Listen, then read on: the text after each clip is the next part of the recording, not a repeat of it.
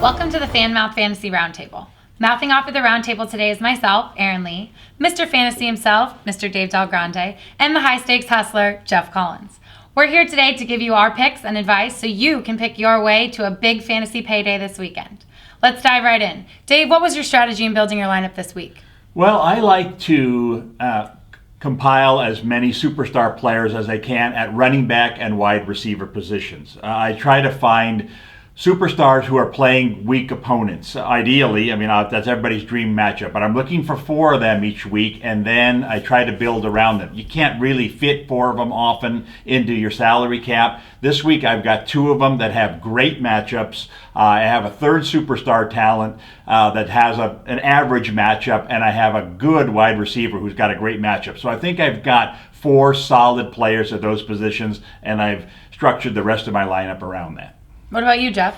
My strategy is to go after a couple big elite running backs coming off of a bye week. A couple guys I've got that have a ton of carries over the course of a year, but now they've got a little bit of a break, so I'm going to roll with them and take the easy points at quarterback. It's another strategy I like this week.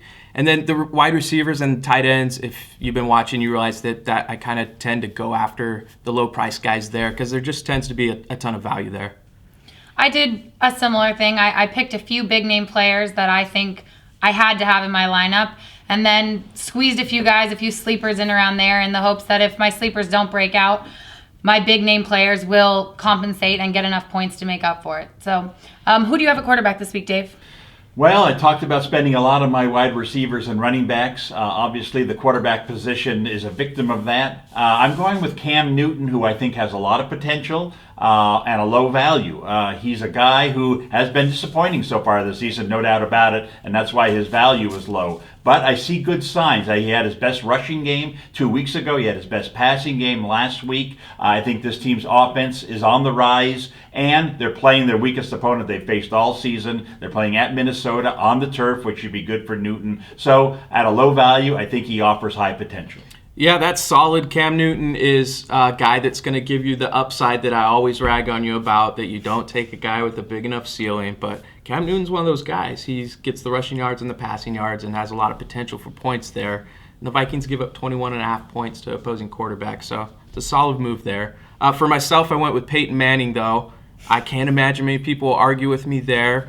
You'll get every couple people might say that, well, it's going to be a blowout, so he's not going to play the whole game. But I think what most people realize is that he's going to get his numbers first, even if he does come out, because they're going after those records. Peyton Manning against Jacksonville. Enough said, I think. Yeah, I do worry about the blowout factor there, but like you said, it's very hard to argue with Peyton Manning. Cam Newton, I'm a little worried about his protection. He got sacked 7 times last week, and it made me nervous watching. I think I'm not convinced quite yet that he is going to be a strong fantasy starter. My pick this week is Drew Brees, which, like Peyton Manning, is pretty hard to argue with. I think this could turn into a bit of a shootout with, if Gronkowski gets back on the field and New England manages to put up some more points, he's going to have to keep slinging the ball. And there's no running game. Even the running backs in New Orleans are wide receivers. I can't believe I'm saying this, but what scares me about the New England-New Orleans game is the defenses. Any other year you would think of this game as a game in the 30, a game in the 40s, play as many of these guys as you can. But both these teams have done very well defensively this year. And if I'm going to pay a high price on a guy like Breeze, I'd much rather it be against an average defense, hopefully below average defense. I think this is going to be a lower scoring game than people think. An argument can be made for that. I'm not going to rag on you for that, but if forced to choose, I choose it's going to be a high scoring game, and so I like that pick a lot. Already 2 things you're not ragging on me now. I love it. I'm sure it won't last. Yeah. So you spent a lot on quarterback this week. Did you spend a lot on running backs? I'm not stopping my spending yet. Still got the wallet out, still going after big, high-priced guys, and I took 3 this week. I've got 1 as my flex, but I'm going with Adrian Peterson and Doug Martin, those guys that are coming off the bye weeks, the high-volume guys. Adrian Peterson's a very violent runner, and a nice rest will benefit him greatly. Doug Martin's got a great matchup. Another high-volume guy is the lowest amount of touches he's had this year is 22, so I think those guys are good. And then you've got Danny Woodhead thrown in there. He started off bottom of the depth chart, has worked his way up, and you're seeing him worked in there a ton. He's getting goal line carries, receptions, you name it. He's the perfect check down for Phillip Rivers, who's realizing that he doesn't need to force the ball into coverage. Just check it down, and Danny Woodhead can bail you out. I watched this show last week. I heard you say Woodhead, and I immediately went out and put him into one of my lineups. I even thought about putting him in this week. So I love the pick. It's a great low-value guy. The one that I don't like as much is Martin. And my concern there is not Martin. It's not the matchup. It's Tampa Bay. I just don't know if Tampa Bay just might explode at this point. It's clear they don't like the coach. They got rid of their star quarterback. They're changing things. They have some volatile players. By all rights, they should hand the ball to Martin 30 times this week. And heck, by next week, everything will be fixed there. But I'm just not sure if the coach signals in a play, let's run the ball, that the team's saying, yeah, we don't like the coach, we're going to pass the ball this week. So I don't know. I just, there's something about Tampa Bay that tells me, let's wait till they turn things around before trusting. I don't think a rookie quarterback going to say, you know what, coach wants us to run the ball, I'm going to pass the ball instead. I think that's career suicide. But who are your picks at running back this week, Dave? Well, as I said, I've got two high-priced guys. One's price is not as high as it usually is, and that's why I went with him. I went with DeMarco Murray, which I think is the best matchup all week this week. Dallas playing Washington. Washington's run defense is terrible. I think Dallas is going to run the ball as much as they can this week after getting into that sling fest last week against Denver.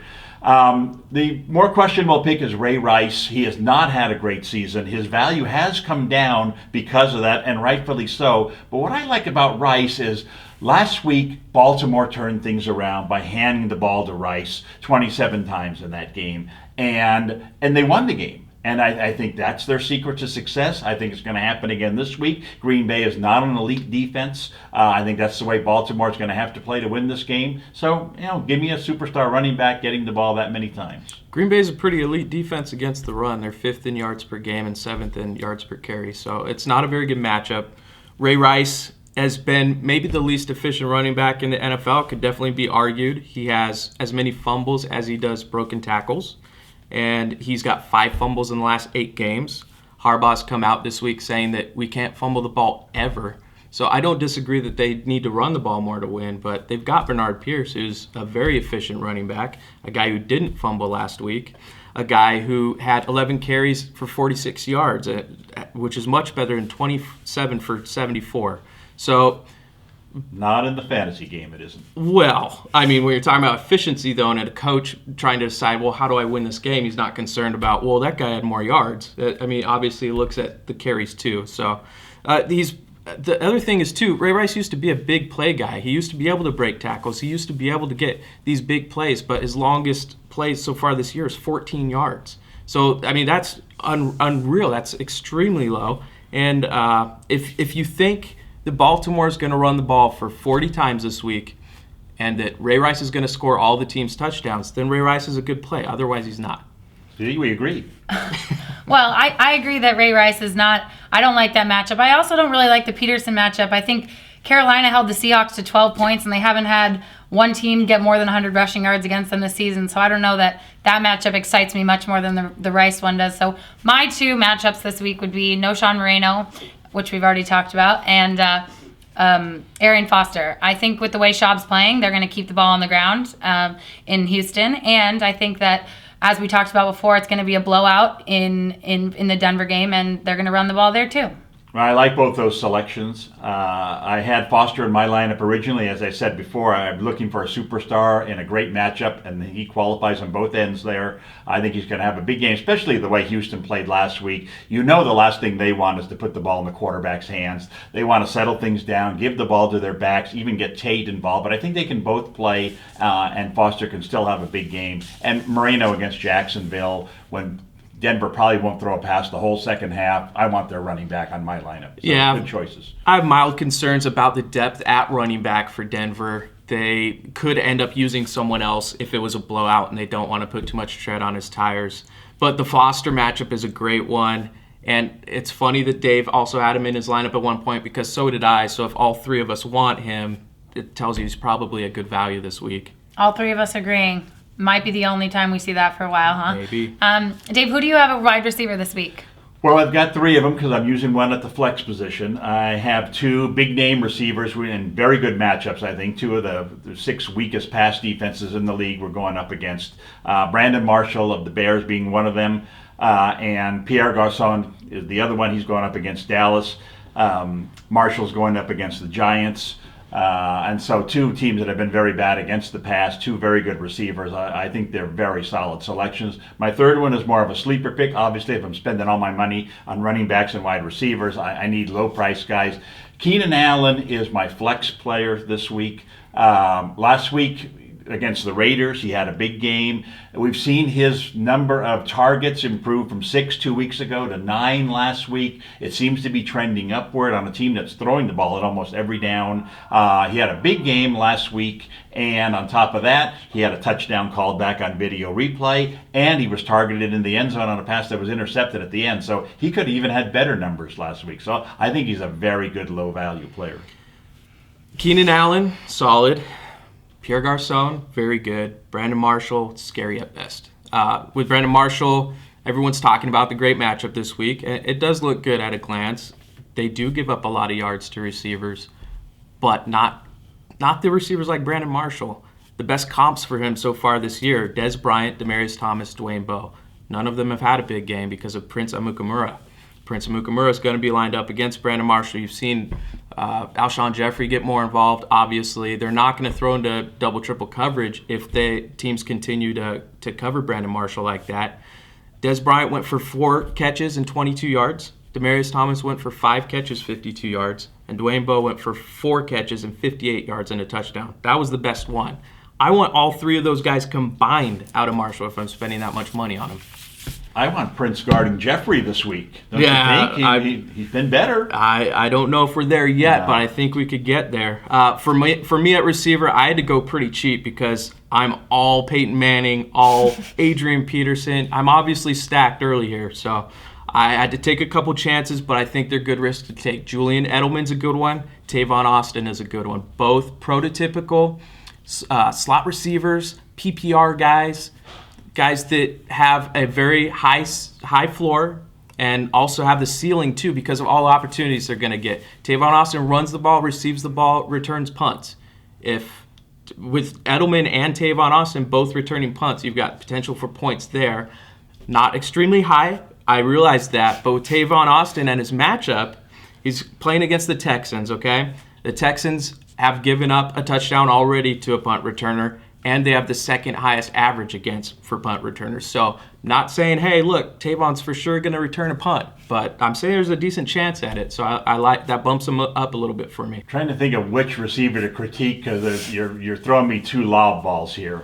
I'm going to go with Edelman because I see Edelman as, you're right, he's this underneath receiver who's posted decent numbers this year, basically because Amendola's been hurt and Gronkowski's been hurt. These are clearly 2 far superior receivers than him, but that are going to put up better numbers than him.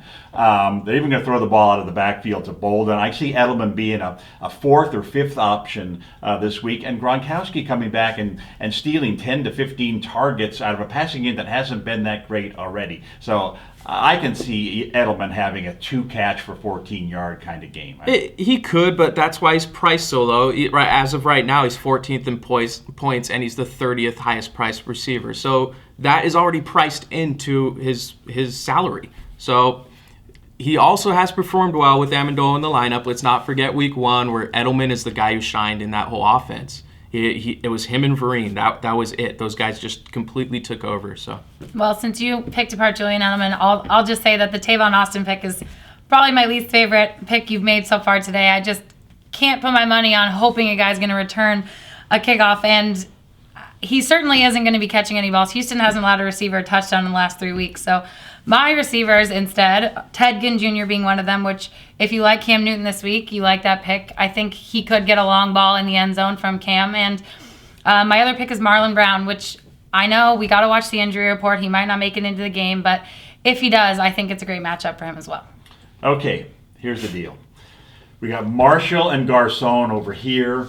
We have Marlon Brown and Ginn and Edelman and Austin. I'll give you all 4 of them against my 2 receivers. I say my 2 receivers outscore the 4 of them. I don't like any of the 4 selections. They're way more expensive, though. But at least we didn't waste our money on Ray Rice. When you add up those 4 salaries, it becomes very comparable. Yeah, you got dead money at Ray Rice. I'll put anyone in my lineup against him. Let me defend Tavon Austin because apparently we can't move on past that. Tavon Austin is going against Bryce McCain. Bryce McCain is the weakest link of the Houston Texans defense, and he gives up a ton of targets and opportunities to these slot receivers. He doesn't defend them well. So if St. Louis is going to attack Houston, they're going to do it with the slot. They drafted Tavon Austin to use him as the centerpiece of that offense, and this is the week he's going to shine. Well, we can revisit this next week after the game's over and we see who's right. Deal. Who do you have at tight end this week? Garrett Graham. This feels kind of like cheating. Owen Daniels was ruled out, and Garrett Graham all of a sudden gets elevated up to the next level. Now he's a top 10 tight end, in my opinion, and you're getting him at a ridiculous price. It's not cheating, I guess, but it's sort of like cherry picking or something in basketball. Like it's like, well, what are you doing? That's kind of not fair, but I love him. Yeah, I like the value. I think my concern about it is what I mentioned before. Is I think Houston's going to get back to running the ball this week in a game that they should win fairly easily. I don't think they're going to throw the ball nearly as much. That said, I can't argue. I love the price, and at that price, you're probably going to get good production. Yeah, that pick just makes me slightly nervous because of Schaub. It was embarrassing watching him last week, and so I'll wait and see how Schaub can rebound from that. But who's your tight end this week, Dave? Well, my tight end is Gronkowski. I had him 2 weeks ago in a game that he didn't play. And in some ways that makes him a better selection this week because he's more ready to go. And his price, if he had played 2 weeks ago, his price would be up there with Graham right now. And it isn't. It's far down the list. It's shockingly low for a guy with, the fantasy MVP of the league last year. I think he's going to come back and have a big game right from the get-go. Tom Brady's been waiting for this moment all season long. Is the New England game against New Orleans going to be high-scoring or low-scoring? Well, if it's a high-scoring game, as you guys seem to think, then Gronkowski is going to have a monster game. Yeah, it's funny. I think between Dave and us all season, one of us has talked about, well, we got to get Gronk in our lineup at least. So there's no way I can argue with that. I'm going to get Gronk when I can while his value is low. But not for my early leagues. I'll wait and play him in my Sunday leagues where I know, okay, he's for sure active, so I'll sneak him in a couple lineups. But he's a solid pick. Just because he's a little banged up, I don't think he's going to have a problem getting some touchdowns and plenty of looks from Brady. So. Yeah, you two seem to have quite the love affair with Gronkowski, but I'm just not ready to put my eggs in that basket. We haven't seen him on the field yet, and I have no idea what he's going to look like. Yes, he was great last year, but we don't know what's going to happen. So I went with 2 tight ends that I know what they're going to do. Well, I think I know what they're going to do, and that's Jimmy Graham and Martellus Bennett. Jimmy Graham, my love affair with the Saints continues. He's impossible not to put in your lineup, in my opinion, and I did it again this week. The last time an elite tight end faced off against the Patriots, it was Tony Gonzalez, 2 touchdowns, 150 yards. And Martellus Bennett is facing off against the New York Giants, who have allowed every tight end except for one this season to reach the end zone. Well, like Peyton Manning, if you've had Jimmy Graham in your lineup this year, you probably have a real good record, maybe even undefeated. And I'm sure you've won a lot of money in these daily leagues. So I can't argue with that selection. It's Bennett that, you could have picked any running back, any wide receiver. It's the flex position. I had him in my lineup as tight end last week. He did all right, but I'd want more value than that out of my flex position. Plus, he got banged up a little bit last week, so I'm definitely off him this week. Yeah, again, look out for Alshon Jeffrey. Martellus Bennett, his stock should be getting lower and lower and lower while Alshon rises. But with Jimmy Graham, he's the guy along with Peyton Manning. I think there's 2 guys that I kind of always start my lineup with, and I'll tinker from there. So I'll put Peyton, I'll put Graham, I'll see what I can do, and a lot of times I'll have to move one out, but he's a guy you want in your lineup every week if there's a way. I feel like after Peyton and Graham are in my lineup, I have about $12 left, so yeah. It just doesn't seem to work. That's been enough. I guess that's what we're here for, right? Coming up with the solution. Who's your pick at defense this week, Dave? Well, my pick on defense is Houston. They're going up against the Rams. I just like the way they match up. But Houston hasn't been great defensively this year. That's because they can't stop the run. We saw this last week against the 49ers. 49ers went into the game knowing Houston is bad against the run. They ran the ball all game long. I'm sure in St. Louis right now they're saying, man, I wish I had that kind of running game, because we don't. We can't run the ball on Houston. We're forced to go up against the third best pass defense in the league with a very mediocre passing game. So I think it's a game Houston's going to win easily. You're going to see like I said, a below average Rams passing game, have to throw the ball a lot. That's going to get sacks. That's going to get turnovers. I think Houston can have a big defensive game. Yeah, it's not the worst you can do, but the Rams give up the 20th most fantasy points to defenses, and the Texans rank 24th in fantasy points. So for the same price, you can get the Broncos defense going against Chad Henne and the Jags in this matchup that the Broncos are favored by a ton of points. And you know that the Jags are going to have to take some chances. So what does that equal when you've got a poor offense, a poor quarterback? It's going to equal turnovers. So the Broncos, at the same exact price as the Houston Texans, are a great value. I like them. Yeah, and I don't have a huge problem with either of those matchups. I do think that if the Jaguars do put up any points this week, it will be in the air. And I think they could put up a few touchdowns. But my pick this week would be the Bears, and it's pretty simple. The Giants love to give the ball up. Eli Manning loves to throw interceptions, and the Bears love to take the ball away. The numbers don't lie. I think it's the perfect matchup. And the Giants are hurting at running back now, so they'll probably have to throw the ball even more. I think it's a very solid pick. Absolutely. That was defense I looked at myself. You're talking about Eli Manning, a guy who turns the ball over more than anyone, going against a tough Bears defense, a defense that, while it does struggle against the pass sometimes, it loves to create turnovers, so that's points. Sounds like we agree. Once again, twice in one show. What do you know? Something's in the air. Well, that's all the time we have for today.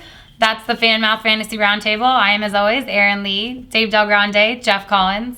We're here giving you our advice, so take it or leave it, but we'll be here all season long. And if this wasn't enough, check us out on the blog at blog.fanmouth.com, or jump into the conversation with us and ask us the tough questions that we didn't answer here today on Twitter at PlayFanmouth. Fanmouth.com. Play loud, play daily.